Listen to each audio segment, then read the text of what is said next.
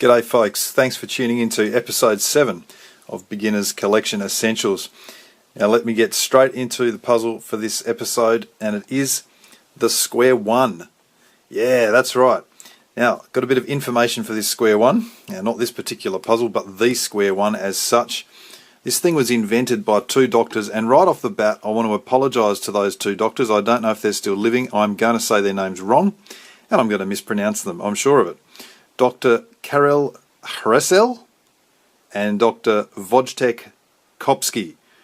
And heck, even if they were listening, they wouldn't probably react because they wouldn't recognise their own names. I did such a bad job. They invented this thing back in about 1993, and for those fans out there of U2, the band, you'll remember that was the year Zooropa came out. Great bit of trivia there. Now, it was first marketed by Irwin Toys in 1994 as the Square One. You can see the writing there, Square One. It's been worn off because I've played with it so much. Irwin Toys, who were they? They did a bunch of different stuff. They're a Canadian company. They went bankrupt twice, would you believe? Came back after their first bankruptcy and then renamed themselves iToys, you know, to be hip, and then went bankrupt again. Now apparently there's a lot of people who are not happy with them for some reason or another. I don't know why, but they don't sell toys now. They sold a bunch of stuff, including the Frisbee. Now, it wasn't just Irwin Toys who originally produced this, and they were the original ones to produce it as the Square One. It was marketed under different names by other people. So the most prominent one was Cube 21, and that's actually another name for the Square One. And Cube 21 was marketed by the inventors, by the two good doctors that I've previously mentioned. Why'd they call it Cube 21? Well, it was the cube for the 21st century. That's right. Seems so obvious now, doesn't it? Other names, the Super Cubics, the Mega Challenger. Well, that's fair enough. It is a pretty super Cubics thing, and it definitely is a Mega Challenger. Now, there happen to be, I reckon, 70 different puzzles that have been made so far using this Square One mechanism. What am I talking about? Well, this thing. It's a very interesting thing, and as soon as you see that, and you've never seen it before, your brain starts doing cartwheels. Just let's turn that off for a minute so we can continue concentrating. So what kinds of puzzles have been made? Well, the Windmill Square One, something called the Evil Umbrella, Green Hill's icosahedron. That's right, he kind of made an icosahedron running on a Square One mechanism. Oscar van Deventer made the Square Mix-Up. AJ, who's a bit of a prominent modder, made the Ghost Square One. Yeah, why not combine two really hard puzzles to make an impossible one? Good work. Ben Puzzles most recently made a Master Square One. Great stuff. And there are a couple of other variants. I've got here the ones that I've got myself. That's really all I can tell you about. What's this one? This one is the Square 2, and this was produced relatively recently by Calvin's Puzzle. This one designed by Dave Litwin. And the Square 2, does this thing, I've never turned this. I'm really sorry. This needs a bit of lube, I think, just from my initial... Yeah, that's okay, but it's definitely not great. The Square 2, it still turns like that, but you can see that compared to the Square 1, what have we got? The corners have been split. Awesome. So let's make it even harder. So that's the Square 2. What's this thing? The Super Square 1. And this was put out... Was this put out by MF8? It doesn't have the MF8 sticker on it, so it may not have been. But again, it still turns the same. What's the deal with this one? It's got a circle in the middle, and I'll get back to that in a minute. This is definitely put out by MF8, and this is called the Super Square Star. Now, MF8 made the Super Square Star. They also made the Super Square Column, the Super Square Triangle, and the Super Square Eye. All of them sort of different shape things. Now, I'm going to persuade you, if I can, not to bother getting the Super Square Star and the Super Square 1, at least from MF8, because they turn not very well at all. And the big problem that I can see with these, I wonder which one I'll do it on. I turn that, this, I think I've lubed this because it feels pretty good. I turn that and it still looks fine. And then I'll go and turn that one and it's all fine. And now I'll turn that one and that center circle starts kind of turns a bit but not completely with that layer. And I know that it shouldn't do that, because if I just turn the third layer down, it does not turn. So there's always been a problem with this, and you can see now that I've got it back to cube shape, that central bar is out. And so you go to do a turn, and you have to do that to get it to actually turn. Not happy with that, not a fun puzzle. I've never actually tried to scramble and solve. Well, I tried to scramble it and I kept running into this problem, so I stopped. So unfortunately, I don't know if Calvin's puzzle has made a super square one. I know they've made the square one, the square two. They probably have made the super square one. I don't know if it's any better, you know, because I can't test it on a Calvin's puzzle because I don't have one which has the circle in the middle. So there's some other ones there. Okay, now what else can I tell you about this? The size of this thing, it's basically the size of a 3x3, almost exactly. And stick it in the standard colours, and even on this one over here, you can see they tend to run, oh goodness me, someone's put blue on the left of red. Okay, and then over here, the top and the bottom are green and blue instead of, anyway, pretty much the standard colouring. This is the one that I've had for a while. I don't know what brand this is. It's not a Calvin's puzzle brand. This must be the introduction of the light blue chamozzle. So in terms of the stickering, they're good enough. You know, I've played with this a lot, and those stickers actually look really good now that I look at it. Might have been a couple that were on crooked, like that one, but generally they're not peeling or anything like that. The feel and how it turns, well, if you have it lined up properly, this is smooth as butter. And I don't know if you've ever actually taken some butter and run your hands over it and verified that statement, smooth as butter, but it is smooth.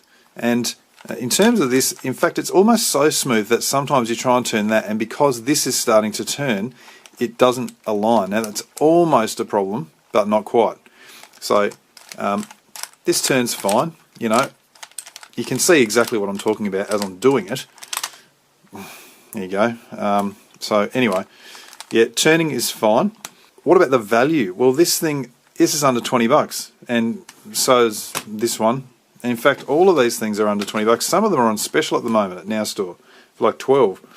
But definitely this is like $16, I think, this square one. That's the thing that I'm recommending, or not recommending, but advising you if you're collecting new puzzles, the square one. There's no need to bother with this stuff. This is for, like, you know, advanced people, if you really get interested in it. This is enough to implode your brain.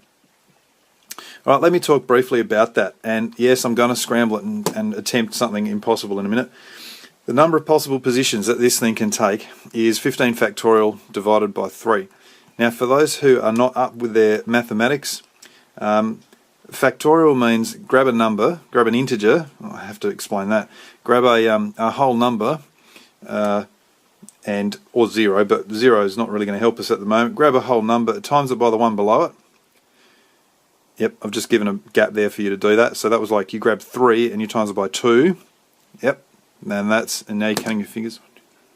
Yep, that's 6, and then times that by 1. 6 times 1. Most of the time that's still 6. So 3 factorial is 6. Now 4 factorial would be 4 times 3 times 2 times 1. That's 6 times 3, carry that one. 24. 24 is 4 factorial. 5 factorial is 120. 6 factorial, 720. 7 factorial, 5,760. 8 factorial, 51,849. Oh, I think I got that wrong. I think I've got them out because I've started the wrong place. 4 factorial, 24. 5 factorial, 120. 6 factorial, 720. We could keep going on. Now, the interesting thing there is that when we get up to 15 factorial, it's some crazy number. If we divide that by 3, it's actually in the billions. It's 435,891,456,000 different positions. So that probably would keep you busy for a few days at least. Now, in terms of solving methods, that sticker's not really good at all. That wasn't my fault. In terms of solving methods, every man and his dog has tried to produce a solving method for this, and most of them, I think, are not that great. This is a very difficult puzzle to solve, and if you feel so far that the puzzles that I've recommended in this collection are pretty straightforward and they're easy, well, they're not supposed to be impossible. This one will mess with your head. It definitely messed with mine for a long time. In terms of the methods that people have put out, there are some visual methods, particularly because this thing changes shape, and already we've got a different shape there, as you can see. Now, I really don't want to blow my own trumpet. However, I'm going to have to a little bit. I think the method that I've got on my site is probably one of the best methods out there. It's a very simple method. So if you are looking for a simple method for this thing, please go check it out, see what you think. It's a slightly older video, so there's a little bit of umming and stuttering and all the rest of it. Well, not stuttering, not that, but you know, it's not quite as up to my standard now, hopefully. Now I've just scrambled it like this and it's not out of cube shape yet. I'm going to get it out of cube shape and then try and bring it back. If you want to see my attempt at that, stick around. But that's the end of the proper video, and definitely an absolute must-have for any collection. This will mess with your head. So that is it, episode 7, the square one. Get it into your collection if you don't have it in there yet. That's it for the video. If you want to see me try and get this back to cube shape now, continue watching. So at the moment, just sort of scrambling it up a bit to get it out of cube shape.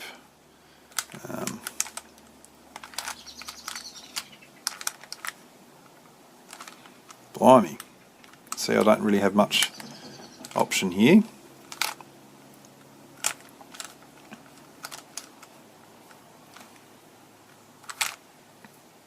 Alright, let's give this a go. What I'm going to try and do is get all 6 of these edges next to each other initially. So that's 4. Got another 2 here, but they won't come up because that's not aligned. So I'm then going to try and get probably just one of these, that around there if I can. Now that's good, that's what I'm looking for there. So I'm going to put that down. However, I might have to use those 2. Don't like that.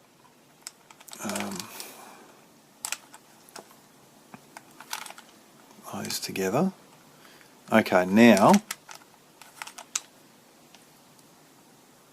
I still am really not happy with where that's going, because those are going to be together. That's going to be 6 together, but these 2 are not separated like that. I don't like that at all. So put those 2 down there. Now I've got those 2 together, so can I get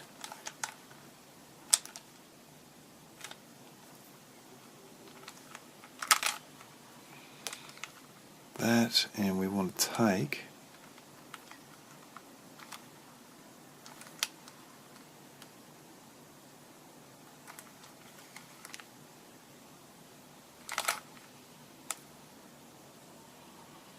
four down there.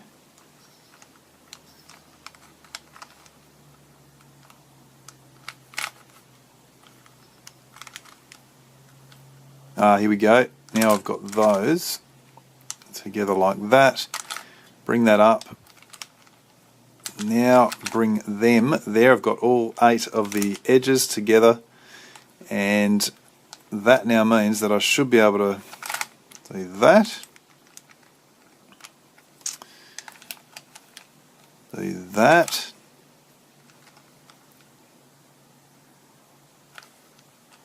Do that. And do that, and it's back to cube shape. It is possible to solve this thing. That's not the rest of it, but at least it's getting it back to cube shape. Thanks for watching.